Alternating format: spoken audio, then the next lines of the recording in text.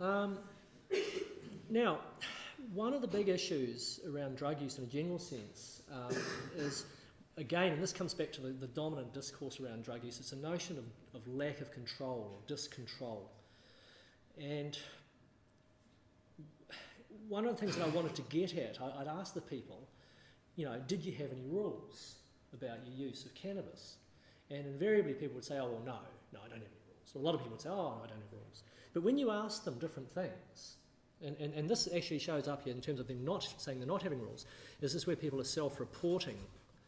They're self-reporting their rules. And so I'd just say, well, do you have any rules? Oh, no.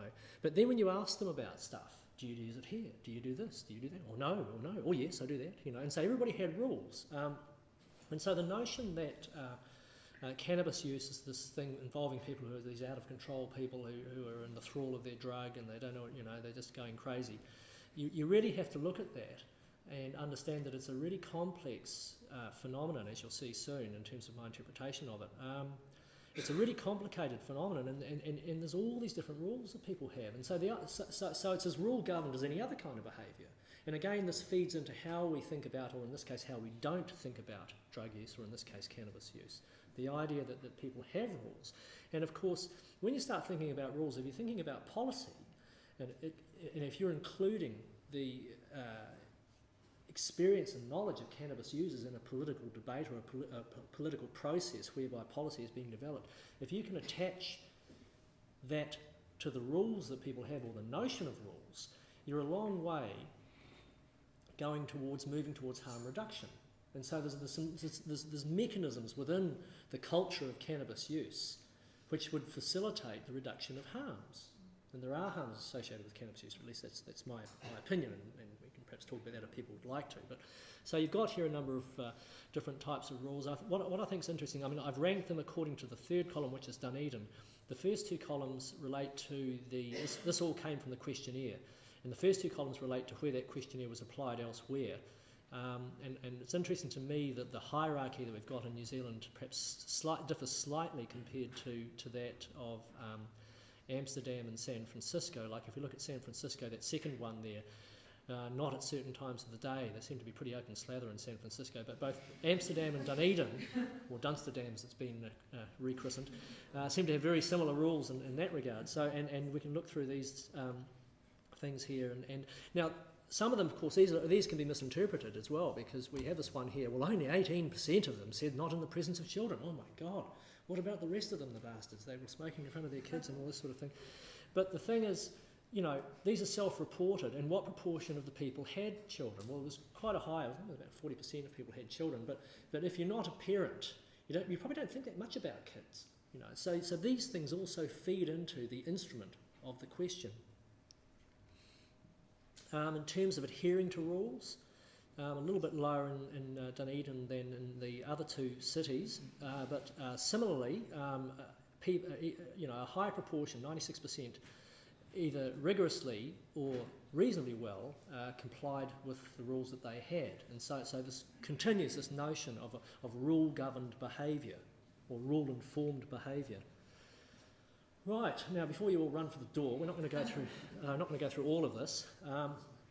There's a couple of reasons for looking at this. One is that I really like it. This is my interpretation of the conversations I had with people. But the more important reason for looking at it is that it's an attempt to try and represent the complexity of the conversations that I had with people. And it works on a number of dimensions, which probably isn't very obvious from the way it's set, but I'll try and explain it briefly. At the top there you have this heterogeneity, homogeneity spectrum, and one of the things that I came to appreciate was that there isn't such a thing as cannabis culture. There's not one culture. It's a multiplicity of cultures, and this may be obvious to a lot of you people who are perhaps involved in the culture. But if you're looking at it from the outside, if you're reading newspapers, and if you're reading journal articles generated for medical readership and stuff like that, they're only talking about the same sort of thing over and over again: the levels of use, the frequency of use, the risk of getting lung cancer or psychosis, or all these things that they talk about.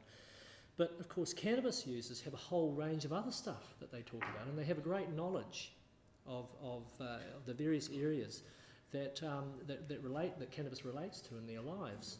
And so in trying to draw out these themes, and these came from the interviews only, is an attempt to try and get a sense of meaning for what it is to be a cannabis user. And that would be the first question that I would ask people in our conversations. I'd say, what does it mean to you to be a cannabis user? And we'd go from there, and I'd just leave it very open. I'd make a few notes as I was going along, and I'd come back to that point, oh, you mentioned this, so yeah, can we talk about that? But it was amazing to me how many things came up over and over and over again from the people with whom I was speaking. As you move to the heterogeneity end of the scale, the opinions that people had about these things varied a lot. As you move more to the other end, they had very similar opinions. Now, that's kind of interesting in some of these ways. Some of these this, in a sense, represents a kind of direct experience of, say, policy with regard to illegality, stigma, being busted and stuff like that. Although some of the other areas, such as education, it represented a total lack of experience, because very few people had any education about cannabis use. And so when I asked them about the type of education they'd encountered in school, most people said, well, I didn't have any, but I reckon it's probably like this. And so they were coming at it from the point of view of not being particularly knowledgeable about it, and they all had these kind of stereotypical ideas. The interesting thing about that, of course, is that when mainstream people talk about cannabis use, particularly non-cannabis users, they don't have any knowledge about it, and they also have stereotypical ideas. So there's a kind of process there where people, if they don't have any knowledge, they kind of make stuff up and, hey, it's all the same stuff. On the other hand, if people do have knowledge, it turns out, if we're looking at the other end here, it turns out that they have quite a lot of different ideas about their various experiences that they had. Now, there's a few numbers on some of these here. Number one is the benefits. These numbers indicate the frequency of being cited as a theme throughout the interviews that I had. And so the number one thing that people talked about were the benefits of cannabis use, and they talked about them in different ways. Now that shouldn't, as I said before, that shouldn't really surprise us, because we're talking about, a bunch of people who really like their cannabis, and so it's quite likely that they're probably going to be talking about the good things. Interestingly enough, the second most frequently cited area was harms.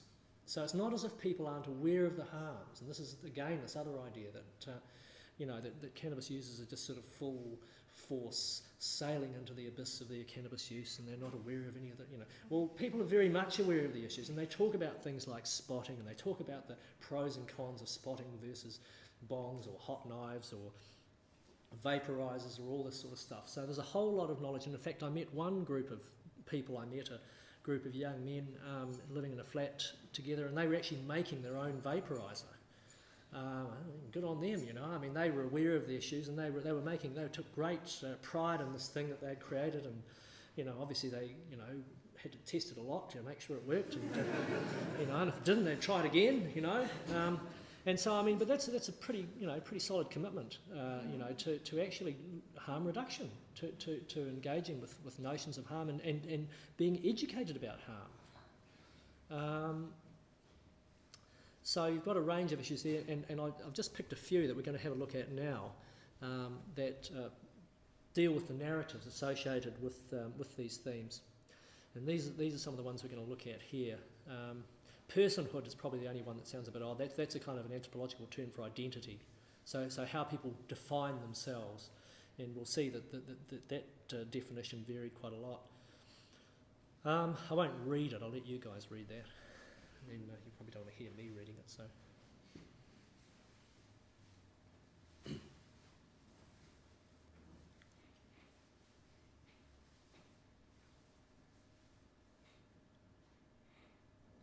This person was really interesting. They subsequently sent me a whole lot of snaps from their cell phone of their plot. I heard after that they actually got ripped off, which is really sad. It was nothing to do with me, but yeah. As you can see, and and the reason I've just taken one quote here is because this is a very common theme. People constantly said, I would ask them, and I tried not to be too confrontational for most of the process, but I did ask them, I'd say, well, basically you're a criminal in the context of the law, and they immediately say, well, blah, no, I'm not. Technically I am, but I'm not. And so there's this kind of tension that's always a part of the experience of being the cannabis user. And I would argue that it's actually not a very healthy or helpful situation to be in. You know, if you're in that situation, you've got to lie to your friends, you've got to lie to your family, your employer, your partner. Some people be sifting around in the garage having a quiet pipe on, that sort of thing. So, I mean, it's not really a very good situation to be in, and yet people do it. You know, and we might get some people saying, well, yeah, they're doing it because they're addicted to cannabis. But, you know, are they, or are there other reasons why they're doing it? And we'll have a look at some of those. As I